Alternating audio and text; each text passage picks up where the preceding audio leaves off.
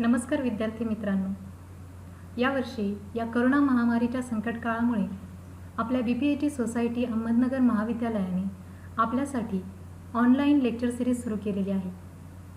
या महामारीच्या काळात स्टे होम स्टे सेफ, घरी राहा सुरक्षित राहा हा मंत्र जपत आपल्या आरोग्याची काळजी घेतली जावी. त्याचबरोबर आपल्या अभ्यासात आणि शिक्षणातही खंड पडू नये म्हणून ही व्याख्यानमाला सुरू करण्यात आलेली आहे. त्या अंतर्गतच आज आपण राज्यशास्त्र विषयाचा अभ्यास करणार आहोत. या अगोदरच आपल्याला राज्यशास्त्र विषयाची नवीन अभ्यासक्रमावर आधारित जी पाठ्यपुस्तकाची PDF फाईल बनवलेली आहे ती पाठवण्यात आलेली आहे. ती आपण वाचली असेलच आणि वाचली नसेल तर वाचून घ्या, कारण की यावर्षीचा अभ्यासक्रम फारच इंटरेस्टिंग आहे.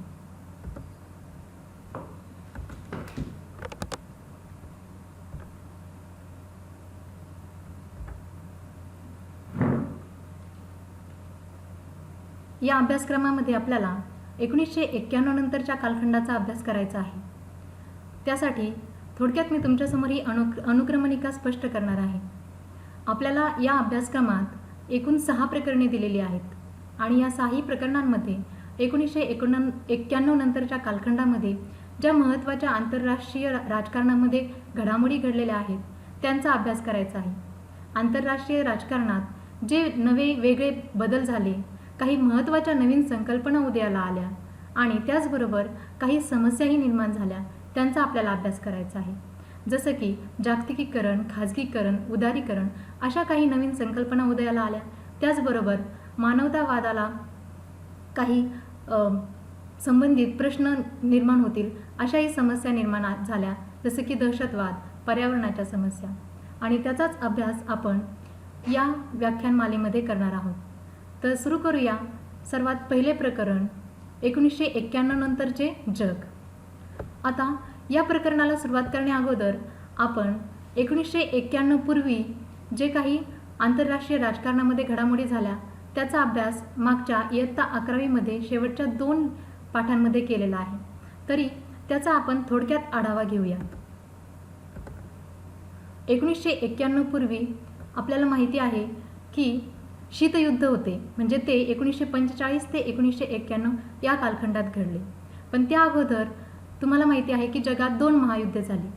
पहिले महायुद्ध 1914 ते 1918 या कालखंडामध्ये घडले आणि दुसरे महायुद्ध 1939 ते 1945 या कालखंडामध्ये घडले. आता आपल्याला इथे संदर्भ घ्यायचा आहे तो दुसऱ्या महायुद्धाचा. दुसरे महायुद्ध युरोपातील 2 गट निर्माण झाले होते आणि त्या 2 गटांमध्ये घडले होते. म्हणजे युरोपातील राष्ट्रांनी मिळून 2 गट तयार केले होते, ज्यामध्ये एका बाजूला मित्र राष्ट्रांचा गट होता आणि दुसऱ्या बाजूला अक्ष राष्ट्रांचा गट होता. आता मित्र राष्ट्रांच्या गटामध्ये युरोपातील इंग्लंड, फ्रान्स ही राष्ट्रे होती आणि त्यांच्या मदतीला नंतर या महायुद्धाच्या शेवटी म्हणजे 1945 मध्ये अमेरिका आणि सोव्हिएत युनियन ही राष्ट्रे या महायुद्धात उतरली होती. त्याचबरोबर अक्ष राष्ट्रांमध्ये जर्मनी, जपान, इटली, पोलंड अशी राष्ट्रे होती आणि या 2 गटांमध्ये म्हणजे मित्र राष्ट्रांचा गट आणि अक्ष राष्ट्रांचा गट यांमध्ये हे दुसरे महायुद्ध घडून आले.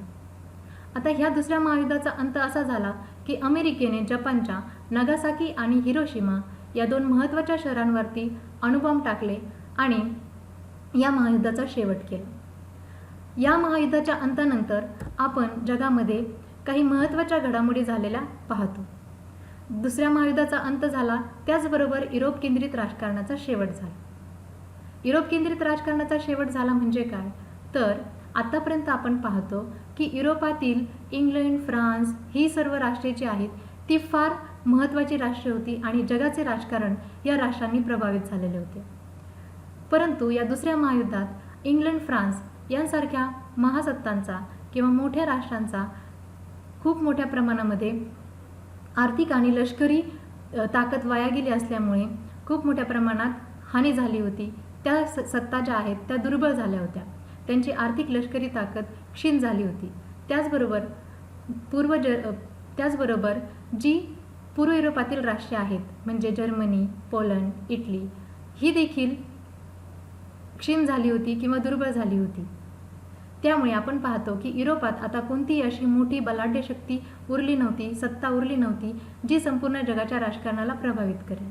मग दुसऱ्या महायुद्धात आपण पाहतो की अमेरिका आणि सोव्हिएट रशिया ही दोन राष्ट्रे उशिराने म्हणजेच युद्धाच्या शेवटी या युद्धात उतरली होती. त्यामुळे अमेरिका आणि सोव्हिएट रशिया या दोन राष्ट्रांना म्हणावी तशी या युद्धाची झळ पोहोचली नाही, त्यांची हानी झाली नाही. आणि त्यामुळं आपण पाहतोच की अमेरिकेने या युद्धाचा शेवट घडवून आणला होता, ज्यामुळे अमेरिकेची आर्थिक आणि लष्करी ताकद संपूर्ण जगाला परिचित झाली होती.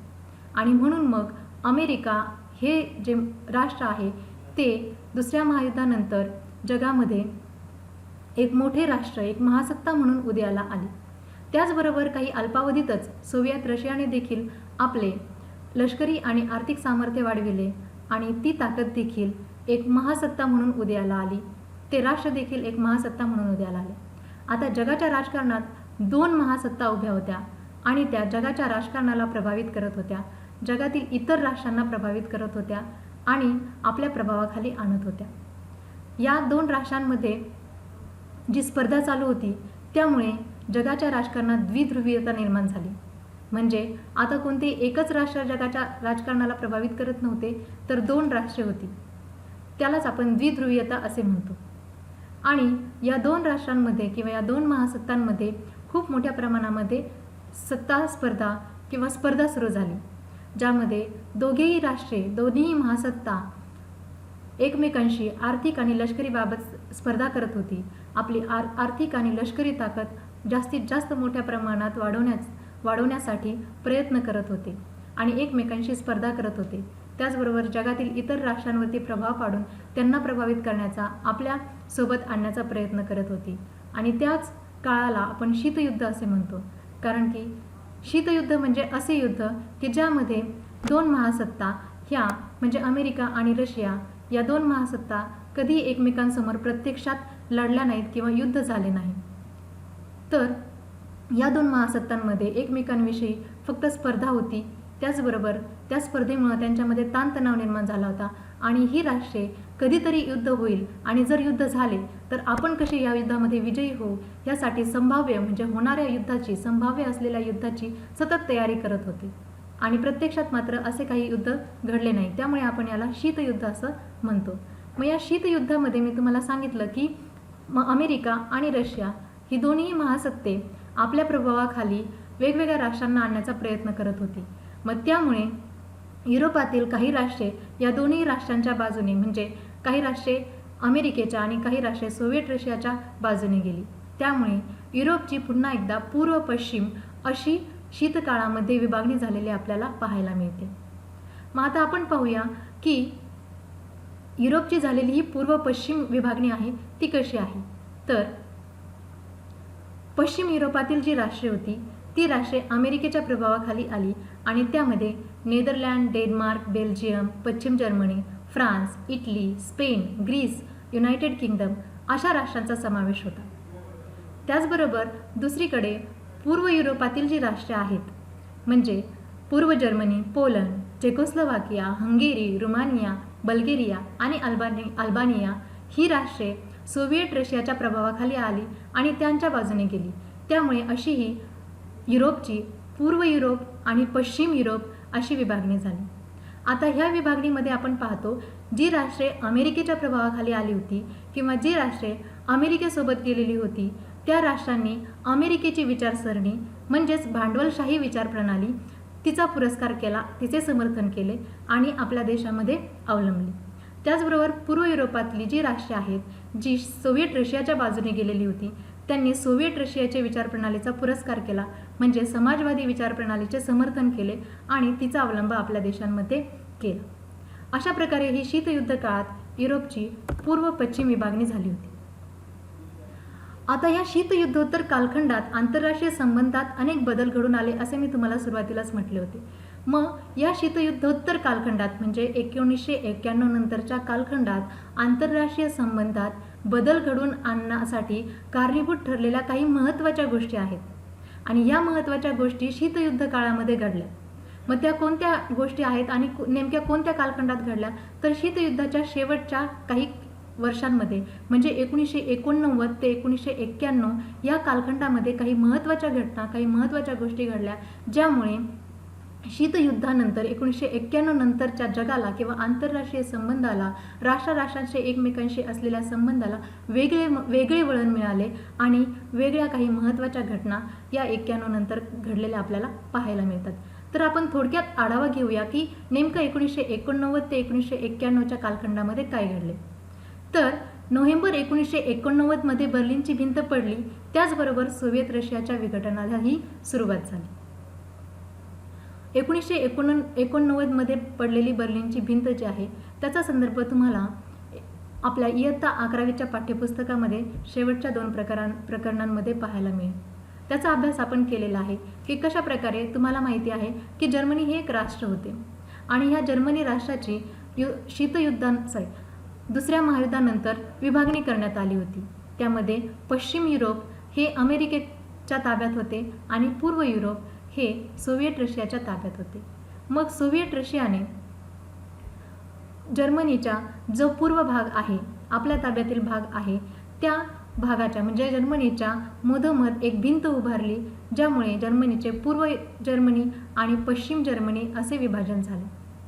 आता ह्या विभाजनामुळे आपण पाहतो की जी जर्मनीतील जे लोक आहेत त्यांचे नातेवाईक, मित्रमंडळी एकमेकांपासून दुरावले गेले, तुटले, अक्षरशः ते तुटले आणि त्यामुळे तिथल्या लोकांच्या मनामध्ये या सोव्हिएट रशियाविषयी आणि या विभागणीविषयी खूप मोठ्या प्रमाणात असंतोष होता. त्यामुळे 1989 मध्ये ही जी भिंत आहे ती पाडण्यात आली आणि याला बर्लिनची भिंत असे का म्हटले जाते तर जर्मनीमधले जे महत्त्वाचे शहर आहे बर्लिन, या बर्लिनची देखील पूर्व पश्चिम अशी विभागणी झाली होती आणि सोव्हिएट रशियाच्या ताब्यात असलेला जो बर्लिनचा पूर्वेकडील भाग होता त्या पूर्व बर्लिनला देखील संपूर्णपणे वेढून टाकणारी ही भिंत बांधली गेलेली होती आणि त्यामुळे ह्या भिंतीला बर्लिनची भिंत असे म्हटले जाते. मग 1989 मध्ये ही बर्लिनची भिंत पडली, म्हणजेच याचा अर्थ असाही आहे की सोव्हिएट रशियाचे जे वर्चस्व आहे त्याला छेद पोहोचला किंवा सोव्हिएट रशियाचे हे एक अपयशच ठरले. त्यामुळे आपण पाहतो की सोव्हिएट रशियाच्या विघटनाला देखील या काळापासून सुरुवात झालेली आहे. म्हणजेच सोव्हिएट रशिया पूर्व जर्मनीमध्ये होत असलेले उठाव, क्रांती, लोकांचा असंतोष यांना ते दडपू शकले नाहीत किंवा त्यांना ते नियंत्रित करू शकले नाहीत, कारण की सोव्हिएट रशियाच्या अंतर्गतच अनेक क्रांती, उठाव चालू होते आणि अनेक जे विविध प्रांत होते ते सोव्हिएट रशियामधून फुटून निघण्यासाठी प्रयत्न करत होते, क्रांत्या करत होते. त्यामुळे सोव्हिएट रशियाची अंतर्गत अशी जी परिस्थिती आहे ती खूप मोठ्या प्रमाणामध्ये विस्कळीत झालेली होती आणि त्यांना ती नियंत्रित करायची होती. त्यामुळे ती काही नियंत्रणात आली नाही आणि त्यामुळे सोव्हिएट रशियाचे विघटन झाले आणि सोव्हिएट रशियामधून फुटून अनेक राष्ट्र निर्माण झाले. मग अशा प्रकारे सोव्हिएट रशियाचे विघटन झाले म्हणजे दुसऱ्या महायुद्धानंतर जी एक महासत्ता निर्माण झाली होती अमेरिकेच्या बरोबरीची सोव्हिएट रशिया, ही विघटनामुळे कमजोर झाली आणि आता जगाच्या राजकारणामध्ये ही जी वर्चस्वाची लढाई चालू होती अमेरिका आणि सोव्हिएट रशिया यांच्या दरम्यान ती संपुष्टात आली आणि यालाच आपण म्हणतो की पूर्व पश्चिम वाद जो आहे तो संपुष्टात आला. वर्चस्वाच्या लढाईवर आधारित असलेला पूर्व पश्चिम वाद संपुष्टात आला आणि एकमेव सत्ता उरली ती म्हणजे अमेरिका आणि त्याला आपण अमेरिका महासत्ता असं म्हणतो. मग जगाच्या राजकारणामध्ये एकध्रुवीय राजकारणाला सुरुवात झाली. आता आपल्याला काही 5 महत्त्वाचे परिणाम आहेत जे शीतयुद्धानंतर आपल्याला पाहायला मिळतात. तर ह्या शीतयुद्धोत्तर काळात ज्या घटना व घडामोडी घडल्या त्यांचा आपण ह्या 5 परिणामांद्वारे अभ्यास करणार आहोत. त्यामध्ये पहिला आहे शीतयुद्धाचा शेवट आणि नव्या राष्ट्रांचा उदय. शीतयुद्धाचा शेवट झाला त्यानंतर म्हणजे सोव्हिएट रशियाचे विघटन झाले. सोव्हिएट रशिया ही कमजोर बनली, ज्यामुळे आता सोव्हिएट रशिया महासत्ता राहिली नाही आणि सोव्हिएट रशियामधून फुटून निघलेल्या अनेक राष्ट्रांनी किंवा अनेक प्रांतांनी आपले नवीन राष्ट्र निर्माण केले. त्याचबरोबर इतरही काही राष्ट्रे आहेत जी नव्याने निर्माण झाली. त्याचबरोबर आता फक्त अमेरिका ही एक महासत्ता उरली होती, त्यामुळे जगाचे राजकारण फक्त अमेरिकेने प्रभावित केले आणि त्यालाच आपण एक ध्रुवीयतेचा उदय असं म्हणतो. त्यानंतर मानवी हक्क आणि मानवतावादी हस्तक्षेप हा एक परिणाम आहे किंवा ही एक गोष्ट आहे जी आपल्याला शीतयुद्धोत्तर कालखंडामध्ये अभ्यासायची आहे. दहशतवाद, बहुध्रुवीयता आणि प्रादेशिकतावाद या देखील संकल्पना आपण अभ्यासणार आहोत. तर सर्वात प्रथम आपण समजून घेऊया की शीतयुद्धाचा शेवट आणि नव्या राष्ट्रांचा उदय कशा प्रकारे झाला.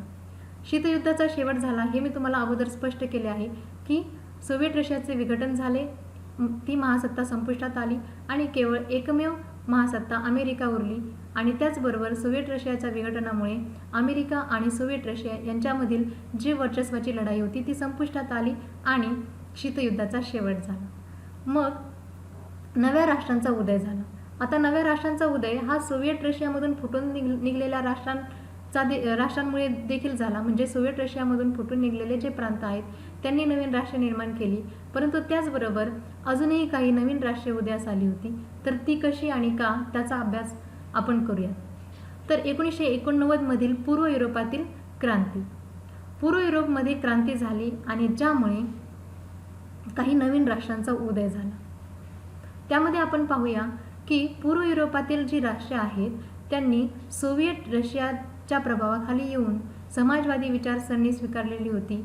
त्याचबरोबर तिथे अधिक स्वातंत्र्य आणि आर्थिक स्तरे यासाठी मध्यम वर्गाने ही क्रांती घडून आणलेली होती. म्हणजे मध्यम वर्गाच्या अपेक्षा होत्या की त्यांना अधिक स्वातंत्र्य हवे होते आणि आर्थिक स्थैर्य हवे होते. त्यामुळे आंतरराष्ट्रीय संबंधात दोन प्रभाव पुढे आले.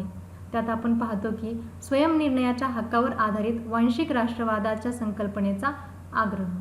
स्वयंनिर्णयाच्या हक्कावर आधारित म्हणजे स्वयंनिर्णय म्हणजे काय, तर आपला जो वंश आहे, आपले जे राष्ट्र आहे त्या राष्ट्रासाठी निर्णय घेण्याचा आपल्याला स्वतःला अधिकार असला पाहिजे.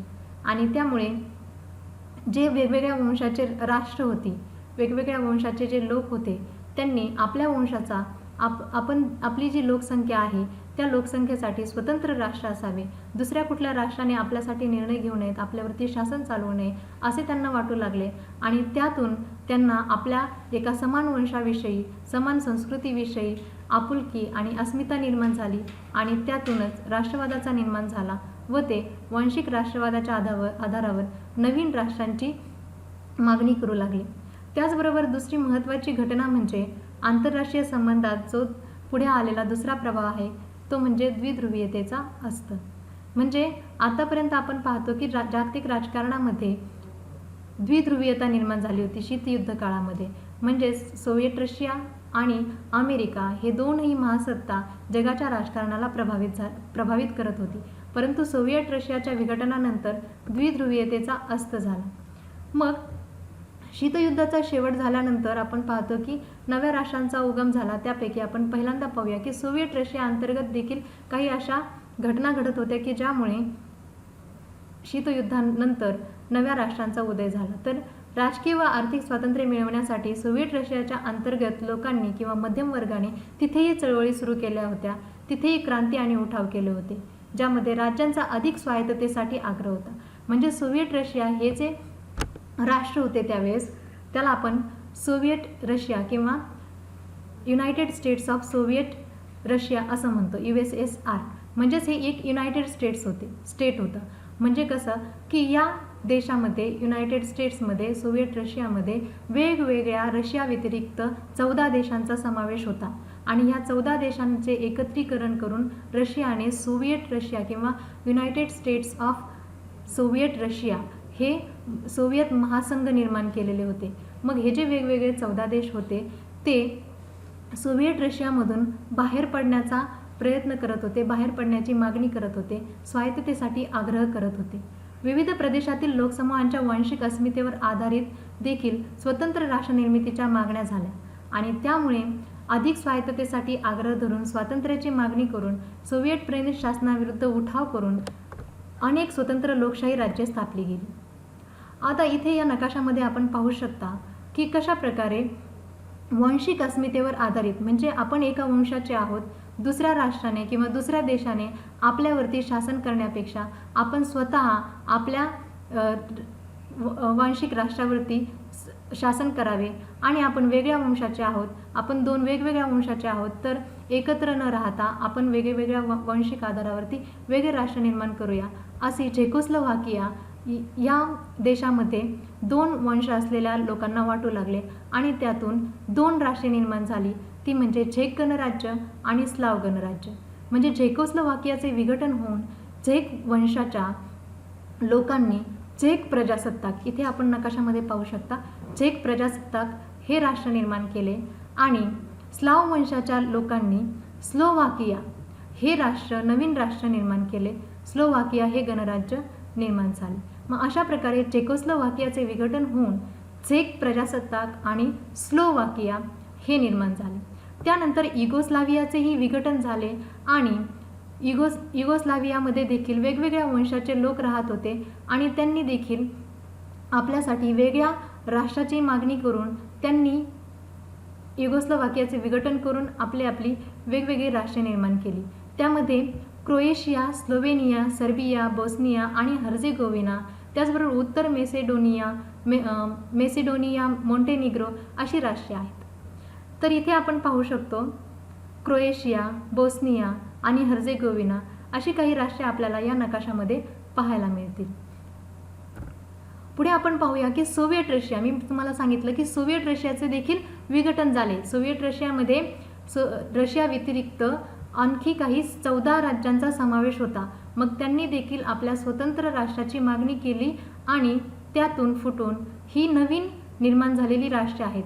नकाशामध्ये आपण पाहू शकता, हे आहे रशिया, आजचे रशिया, परंतु पूर्वी ते सोव्हिएट रशिया होते. म्हणजे या बाजूची जी पश्चिमेकडची, रशियाच्या पश्चिमेकडे असलेली ही जी राष्ट्रे आहेत, त्या राष्ट्रांचे एकत्रीकरण सोव्हिएट रशिया निर्माण केले गेले होते.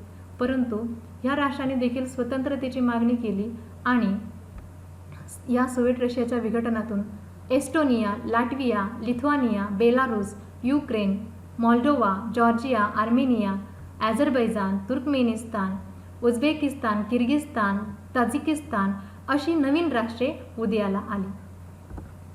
त्यानंतर स्वशासनाच्या हक्कावर, म्हणजे आमच्या वंशाच्या जे राष्ट्र आहे त्याच्यावरती आमच्या स्वतःचं शासन हवं आहे, म्हणून स्वशासनाच्या हक्कावर आधारित देखील वांशिक राष्ट्रवादाला अनुसरून जगाच्या इतर भागात काही नवीन राज्ये उदयाला आली, नवीन स्वतंत्र राज्ये निर्माण झाली. मग आपण पाहतो की इंडोनेशियापासून पूर्व तिमोर हे राष्ट्र स्वतंत्र झाले आणि त्यानंतर इथिओपियापासून देखील स्वतंत्र होऊन एक एरिट्रिया नावाचे नवीन राष्ट्र निर्माण झाले. सुदानपासून स्वतंत्र होऊन दक्षिण सुदान हे राष्ट्र निर्माण झाले. आता आजही आपण जगामध्ये पाहतो की वांशिक राष्ट्रवादावर आधारित स्वातंत्र्याच्या मागण्या करीत असलेले अनेक देश आहेत. त्यापैकी स्पेनपासून केटलोनिया या देशाला स्वातंत्र्य हवे आहे, तर सर्बियापासून कोसोवा या देशाला स्वातंत्र्य हवे आहे. आजही चेचन्या हा प्रांत रशियापासून स्वातंत्र्य मागण्यासाठी किंवा स्वतंत्र होण्यासाठी मागणी करत आहे. अशा प्रकारे आपण पाहतो की शीतयुद्ध काळानंतर, शीतयुद्धाचा शेवट झाल्यानंतर द्विध्रुवीकरणाचा अस्त झाला. त्याचबरोबर जगामध्ये अनेक नवीन राष्ट्रे निर्माण झाली. आता आपण दुसरा मुद्दा अभ्यासणार आहोत, ते म्हणजे एकध्रुवीय जागतिक व्यवस्थेचा उदय. एकध्रुवीय जागतिक व्यवस्थेची पहिली अभिव्यक्ती कधी झाली असेल, म्हणजे आता जग एकध्रुवीयतेकडे गेले आहे. म्हणजे आता जगामध्ये केवळ एकच महासत्ता आहे आणि ती म्हणजे अमेरिका, आणि आता अमेरिकेचे वर्चस्व जगाच्या राजकारणात आहे. हे कधीपासून जगाला कळाले किंवा कधीपासून ह्याची अभिव्यक्ती झाली ते आपण पाहूया. तुम्हाला मी सांगितलं की सोव्हिएट रशियाचे विघटन झाले, सोव्हिएट रशिया कमजोर झाली आणि ती महासत्ता राहिली नाही. मग जगाच्या राजकारणामध्ये एकच महासत्ता उरली, ती म्हणजे अमेरिका, आणि ती संपूर्ण जगाचे राजकारण प्रभावित करत होती. तर पहिली घटना आपण पाहूया जी 1990 घडली आणि जिला आपण जागतिक व्यवस्थेची पहिली, एक ध्रुवीय जागतिक व्यवस्थेची पहिली अभिव्यक्ती असे म्हणतो. आता या नकाशामध्ये तुम्ही पाहून घ्या, इथे इराक आहे आणि इथे कुवेत हा एक छोटासा प्रांत आहे. तर या इराकने 1990 या कुवेतचा हा जो भूप्रदेश आहे त्याच्यावरती ताबा मिळवला, ते आपल्या ताब्यात घेतले. दुसऱ्या महायुद्धानंतर आपण पाहतो की संयुक्त राष्ट्र संघटनेची निर्मिती झाली होती आणि या संयुक्त राष्ट्र संघटनेचं महत्त्वाचं कार्य होतं जगात शांतता आणि सुरक्षितता निर्माण करणे. आणि या संयुक्त राष्ट्राचे जे नियम होते त्यामध्ये एक राष्ट्र दुसऱ्या राष्ट्रावरती आक्रमण करून त्या राष्ट्राला ताब्यात घेणार नाही, त्या राष्ट्राच्या भूप्रदेशावर त्या राष्ट्राचे भूप्रदेश काबीज करणार नाही, त्याला ते ताब्यात घेणार नाही. आणि जर असे केले, त्याचे सार्वभौमत्व जर धोक्यात आले तर संयुक्त राष्ट्र त्याच्यामध्ये मध्यस्थी करत असे आणि त्यांना त्या संकटापासून सोडवत असे. तर 1989 मध्ये इराकने कुवेतवर आक्रमण करून कुवेतचा हा भूप्रदेश काबीज केला. त्यामुळे मग संयुक्त राष्ट्राने या प्रश्नामध्ये आपली मध्यस्थी केली. मग संयुक्त राष्ट्रामध्ये तुम्हाला मागच्या वर्षी शिकवलेलं आहे की अमेरिकेचे वर्चस्व सर्वाधिक आहे, कारण अमेरिकेची मोठी आर्थिक आणि लष्करी ताकद संयुक्त राष्ट्राला मदत करत असते. आता संयुक्त राष्ट्राने कशा प्रकारे इराक आणि कुवेतच्या प्रश्नामध्ये मध्यस्थी केलेली आहे, तर अमेरिकेच्या नेतृत्वाखाली संयुक्त राष्ट्र संघटनेने एक बहुराष्ट्रीय सेना निर्माण केली. म्हणजे संयुक्त राष्ट्राकडे देखील सेना आहे, परंतु ती संयुक्त राष्ट्राची स्वतःची अशी सेना नसते, तर संयुक्त राष्ट्रामध्ये जे देश आहेत, जे महत्त्वाचे 5 देश आहेत, त्यांचे जे सैन्य आहे तेच संयुक्त राष्ट्राचे सैन्य असते. मग आता यामध्ये सर्वात जास्त सैनिक आहेत ते अमेरिकेचे. मग इराक कुवेत प्रश्न सोडविण्यासाठी संयुक्त राष्ट्र संघटनेने अमेरिकेच्या नेतृत्वाखाली एका बहुराष्ट्र सेनेची नियुक्ती केली, जेणेकरून इराकच्या ताब्यातून कुवेतची सुटका होईल. मग त्यामध्ये आपण पाहतो की या बहुराष्ट्र सेनेने संयुक्त राष्ट्राच्या बहुराष्ट्र सेनेने इराकच्या ताब्यातून कुवेतची सुटका केली आणि हा एक खूप मोठा विजय होता. ह्यालाच नैतिक विजय असे देखील म्हटले जाते. म्हणजे त्यावेळेचे अमेरिकेचे राष्ट्राध्यक्ष जे जॉर्ज बुश होते सिनियर, त्यांनी या घटनेला नैतिक विजय असे म्हटले होते. आणि त्याचबरोबर आपण पाहतो की आता नव्या जगामध्ये जागतिक परिस्थितीला न्यू वर्ल्ड ऑर्डर किंवा नवीन जागतिक व्यवस्था अशी संज्ञा मिळालेली होती. म्हणजे आता राष्ट्रे एकमेकांना वर्चस्वाखाली आणण्यासाठी एकमेकांवरती आक्रमण करू शकत नाहीत आणि जर झाले तर संयुक्त राष्ट्र संघटना त्यामध्ये मध्यस्थी करेल आणि एक राष्ट्र किंवा राष्ट्रे त्या राष्ट्राला दुसऱ्या राष्ट्राच्या ताब्यातून सोडवण्यासाठी सुटका करेल. ह्यालाच न्यू वर्ल्ड ऑर्डर असे म्हणतो. यापूर्वी आपण पाहतो शीतयुद्ध काळामध्ये किंवा त्याच्या अगोदरही राष्ट्रे ही फक्त दुसऱ्या राष्ट्रांना काबीज करण्यासाठी किंवा आपल्या वर्चस्वाखाली आणण्यासाठी प्रयत्न करत होती, परंतु आता परिस्थिती बदललेली आपल्याला दिसते. त्यामुळेच या नव्या जागतिक व्यवस्थेला न्यू वर्ल्ड ऑर्डर किंवा नवीन जागतिक व्यवस्था असे म्हटले जाते. आता अमेरिकेच्या नेतृत्वाखाली बहुराष्ट्रीय सेनेने जी इराकच्या ताब्यातून कुवेतची सुटका केली होती, ह्या अमेरिकेच्या ह्या कार्याला जागतिक स्तरावर पाठिंबा मिळाला होता. म्हणजे सर्वच राष्ट्रांनी, अगदी सौदी अरेबियातील सर्व राष्ट्रे, त्याचबरोबर सोव्हिएट रशिया यांनी देखील या अमेरिकेच्या कृतीचे समर्थन केले होते, त्याचा पुरस्कार केला होता. आणि त्यामुळे अमेरिका ही एक महासत्ता आहे हे जगाला कळाले होते. 1991 नंतर सोव्हिएट रशियाचे देखील विघटन घडून आले. मग आपण पाहतो की जागतिक पातळीवरती आता अमेरिकेला समर्थन मिळत होते.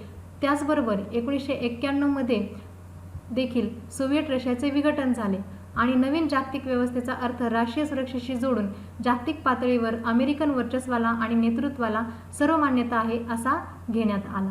म्हणजे सोव्हिएट रशियाचे ही विघटन झाले. 1990 मध्ये अमेरिकेलाही समर्थन मिळाले आणि त्यामुळे आता जगाच्या राजकारणामध्ये केवळ एक महासत्ता उरली होती, ती म्हणजे अमेरिका.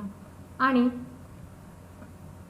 म्हणूनच आपण त्याला एकध्रुवीयकरण असे म्हणतो किंवा एकध्रुवीयतेचा उदय असे म्हणतो. आता अमेरिकेचे या जगावरती वर्चस्व आहे ते आजही आपण पाहतो. तर या वर्चस्वाचे काही महत्त्वाचे पैलू आहे की अमेरिकेने कशा प्रकारे जगावरती वर्चस्व निर्माण केलेले आहे. तर अमेरिकेच्या वर्चस्वाला राजकीय आणि आर्थिक पैलू आहेत. म्हणजे राजकीयदृष्ट्या आज आपण पाहतो की पूर्व युरोपातील जी राष्ट्रे आहेत, म्हणजे जी पूर्वी सोव्हिएट रशियाच्या ताब्यात होती, त्या राष्ट्रांनी आज त्या साम्यवादी राजवटींनी आज उदारमतवादी लोकशाहीच्या तत्वावर आधारलेली शासन प्रणाली स्वीकारलेली आहे. म्हणजे आज त्या राष्ट्रांमध्ये उदारमतवादी लोकशाही आहे, लोकशाही व्यवस्था आहे. जसे की आपण पाहतो भारतामध्ये देखील उदारवादी लोकशाही आहे. तशीच पूर्वाश्रमीची साम्यवादी असलेल्या ज्या पूर्व युरोपातील राष्ट्रे आहेत, राजवटी आहेत, त्यांनी अमेरिकेची विचारसरणी स्वीकारलेली आहे. म्हणजे ही जी उदारमतवादी लोकशाही विचारसरणी आहे राजकीय, ती त्यांनी स्वीकारलेली आहे. म्हणजे ही अमेरिकेची देण आहे किंवा अमेरिकेची विचारसरणी आहे. तर आपण पाहतो की दुसरा पैलू म्हणजे अमेरिकेच्या वर्चस्वाचा, की बऱ्याच देशांनी समाजवादी अर्थव्यवस्थेचा त्याग केलेला आहे. समाजवादी अर्थव्यवस्थेचा त्याग केलेला आहे म्हणजे त्यांनी सरकारी उद्योगांबरोबरच जे खाजगी उद्योग आहेत त्यांना देखील खूप मोठ्या प्रमाणामध्ये त्यांचे समर्थन केले आहे आणि त्यांना पाठबळ पुरविलेले आहे, त्यांचा पुरस्कार केलेला आहे. त्यानंतर आपण पाहतो की अमेरिकेच्या वर्चस्वाला एक दुसरा महत्त्वाचा पैलू आहे, ते म्हणजे सॉफ्ट पॉवर. अमेरिका हे एक आज सॉफ्ट पॉवर आहे. सॉफ्ट पॉवर म्हणजे काय, तर सैनिकी बळाचा वापर न करता दुसऱ्या देशावर आर्थिक, सामाजिक, सांस्कृतिक आणि इतर साधनांचा वापर करून प्रभाव टाकणे. आज आपण पाहतो की अमेरिकेने कोणत्या देशाबरोबर युद्ध करून त्याच्यावरती आक्रमण करून आपली विचारसरणी लादलेली नाही. तर तसं करण्याची अमेरिकेला आज कोणत्याही प्रकारे गरज नाही, कारण की आज अनेक देश अमेरिकेचं अनुकरण करण्याचा प्रयत्न करतात किंवा अमेरिकेमध्ये जी राजकीय व्यवस्था आहे, आर्थिक व्यवस्था आहे, त्याचा स्वीकार करण्याचा प्रयत्न करत आहेत. आणि त्यामुळे अमेरिकेला कोणत्याही प्रकारे सैनिकी बळाचा वापर करावा लागत नाही, तर राष्ट्रे स्वतःहून अमेरिकेची विचारसरणी अवलंबत आहेत, अमेरिकेची राजकीय व्यवस्था स्वीकारत आहे. म्हणजे अमेरिकेमध्ये जी राजकीय व्यवस्था आहे तशा प्रकारची राजकीय व्यवस्था, उदारमतवादी लोकशाही विचार प्रणाली आपल्या देशामध्ये अवलंबवत आहेत. त्यामुळे आपण पाहतो की अमेरिका हे एक सॉफ्ट पॉवर बनलेले आहे. म्हणजे कोणत्याही प्रकार ठिकाणी तुम्ही McDonald, Subway, Pizza Hut, burger अशी काही फूड्स खाता, तर हे फूड चेन जी आहे अमेरिकेची, ही फूड चेन आहे आणि त्याला जागतिक ओळख मिळालेली आहे. त्यामुळे अमेरिका अशा प्रकारे लोकांना आकर्षित करत आहे. तर अमेरिका ही सॉफ्ट पॉवर निर्माण झालेली आहे. तर या व्हिडिओ लेक्चरमध्ये आपण काही महत्त्वाच्या 2 संकल्पना, 2 पॉईंट्स अभ्यासलेले आहेत. नेक्स्ट लेक्चरमध्ये आपण मानवी हक्क आणि मानवतावादी हस्तक्षेप, दहशतवाद, बहुध्रुवीयता आणि प्रादेशिकतावाद ही महत्त्वाची काही पॉईंट्स, मुद्दे अभ्यासणार आहोत. धन्यवाद.